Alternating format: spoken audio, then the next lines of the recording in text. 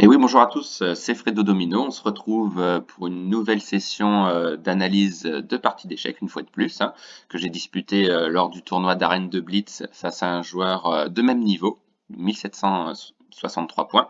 J'ai les blancs, mon adversaire a les noirs. On en arrive au 26e coup de la position. Et dans cette position, les noirs ont joué un coup très gênant pour moi, c'est-à-dire qu'ils ont joué fou F2. Voilà, attaquant les deux tours, à la fois la tour en E1 ainsi que la tour en G1. Et là, je vais vous demander de me trouver quel est le meilleur coup pour les blancs. Donc c'est un coup assez difficile à trouver tout de même. Il faut quand même bien analyser la position. Donc si on voit la position matérielle, les noirs certes ont 8 pions et moi seulement que 5, mais par contre j'ai quand même un fou de plus et voilà, et j'ai un cavalier également. Donc la situation matérielle me donne un avantage. Donc je vais tenter un coup assez étonnant dans cette position, malgré l'attaque de cette tour par le fou. Donc je vous laisse mettre sur pause si vous voulez trouver la solution. Donc on va passer tout de suite à la solution de ce problème. Donc dans cette position, j'ai trouvé le meilleur coup de l'ordinateur. Il s'agissait de jouer un coup assez étonnant qui est tour E7. Un coup qui peut paraître stupide puisque je donne la tour finalement, puisqu'elle est attaquée par la dame noire en H7. Les noirs jouent un coup intermédiaire en jouant fou G3. Donc là, il y a échec. Donc là, c'est un petit piège, hein. Il faut surtout pas prendre le fou avec le roi.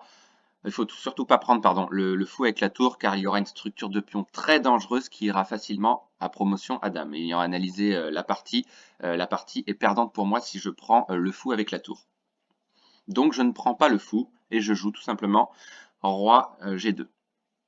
Et là, voilà, le piège que j'ai tendu à mon adversaire s'est réalisé puisqu'il est tombé dedans. Il a fait quoi? Il a fait tout simplement dame prend tour sans réfléchir. Mais là, en fait, dans cette position, il y a un mat imparable en deux coups. Donc je vous laisse mettre sur pause si vous voulez trouver le mat en deux coups pour les blancs.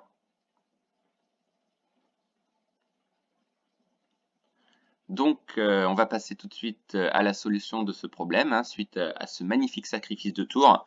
On va jouer un coup imparable déjà, c'est dame H8 échec. La dame étant protégée par le fou en B2.